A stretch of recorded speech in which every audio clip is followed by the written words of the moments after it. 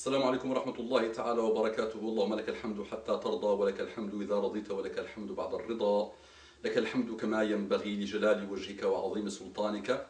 اللهم ما ندري ما نشكر، أجميل ما تنشر أم عظيم ما تستر أم قبيح ما أعطيت وأوليت. وصل اللهم وسلم وزد وبارك على سيدنا محمد أعظم المخلوقات. اللهم صل على محمد شفيعنا، اللهم صل على محمد قائدنا، اللهم صل على محمد معلمنا، اللهم صل وسلم على محمد ما ذكره الذاكرون الأبرار، وصل على محمد ما تعاقب الليل والنهار، وصل على محمد وعلى المهاجرين والأنصار. صل على محمد صلاة تنجينا بها من جميع الأهوال والآفات، وترفعنا بها على الدرجات، وتبلغنا بها أغلى الغايات من جميع الخيرات في الحياة وبعد الممات. أما بعد، قال الله في حديث قدسي: وجبت محبتي للمتحابين في.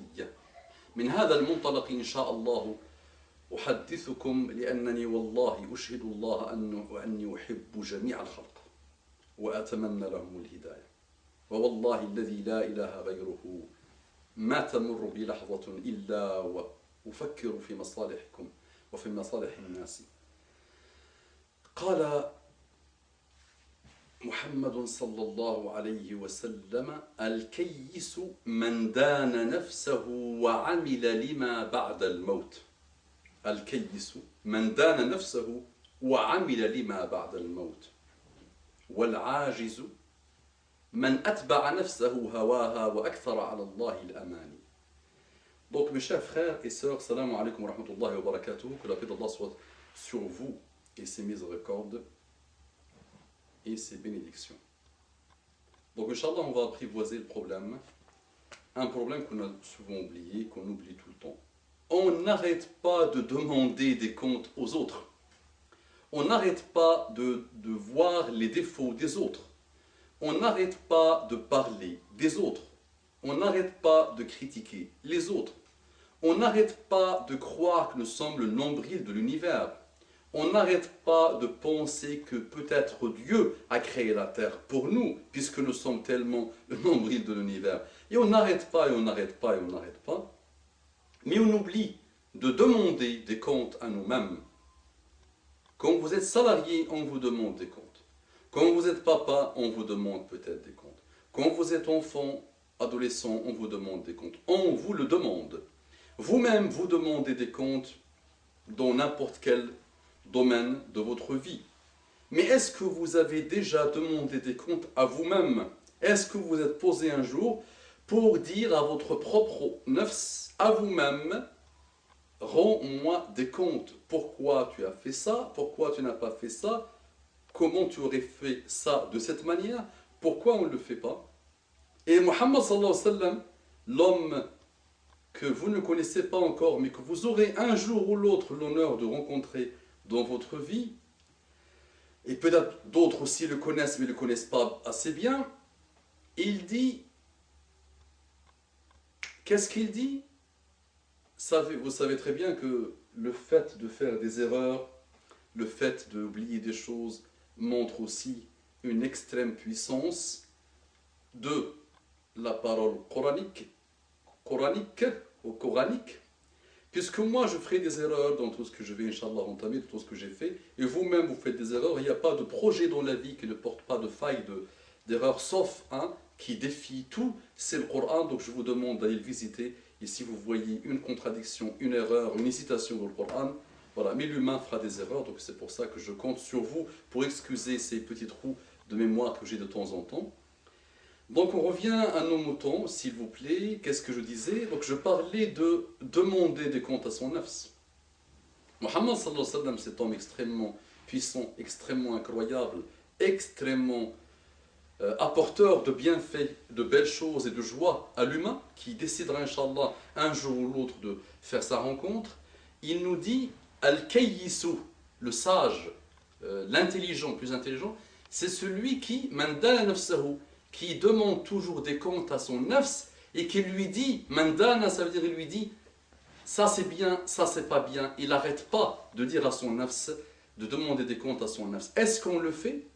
Est-ce qu'au début de la journée, on décide de limiter au maximum les dégâts, nos propres dégâts, par rapport à nous-mêmes, par rapport aux autres et par rapport à tout ce qui nous entoure? Est-ce qu'on demande à notre langue de, quand elle se réunit avec des gens, au lieu de parler, de sortir les défauts des autres et de parler des autres, pourquoi pas se réunir pour parler aussi du bien des autres? On peut aussi sortir le bien des autres. La sacro-sainte média aujourd'hui ne sort que les mauvaises choses des autres. Chacun parle de l'autre, chacun essaie de contredire l'autre, chacun fait. Donc est-ce qu'on demande des comptes à nous-mêmes? Le faire est une chose qui va vous permettre d'atteindre l'excellence. Donc vous allez souvent entendre parler de cette excellence parce que dans le cheminement de celui qui est soumis à Dieu, subhanahu wa ta'ala, il a 3 stades. Il passe toute sa vie à essayer de voyager vers ces stades. De temps en temps, il va de 1 vers 2, vers 3, puis parfois il va de 3 vers 2, vers 1. C'est comme ça. Donc il y a 3 stades chez nous, c'est l'islam, l'iman et l'ihsan.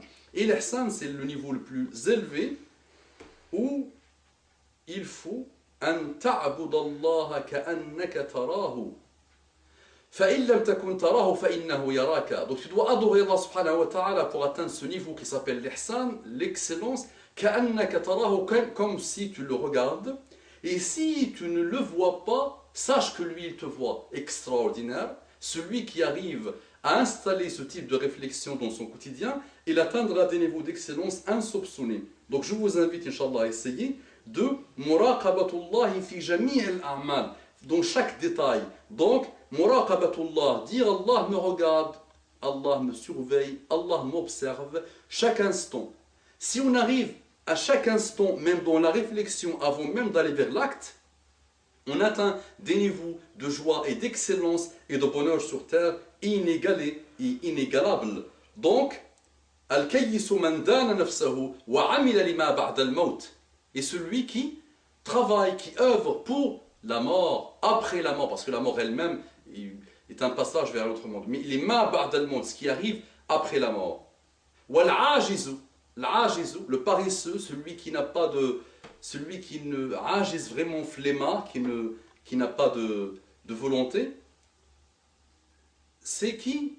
Man atba'a nafsahu hawaha. À chaque fois que son nafs lui demande des choses de pas bien, de mauvais, il lui rend service, il exécute ce qu'il lui demande. Et à chaque fois il dit Allah, je vais faire, moi je compte faire, donc je vais faire, alors que lui, il ne fait rien, il ne se remet pas en cause. Voilà, donc on continuera, Inch'Allah, dans nos interventions à apprivoiser, à approcher le sens même de tout ce qu'on va faire et de ce qu'on fait sur cette terre. أقول لكم اللهم صل على محمد وعلى آل محمد كما صليت على إبراهيم وعلى آل إبراهيم إنك حميد مجيد وبارك على محمد وعلى آل محمد كما باركت على إبراهيم وعلى آل إبراهيم في العالمين إنك حميد مجيد. السلام عليكم ورحمة الله تعالى وبركاته.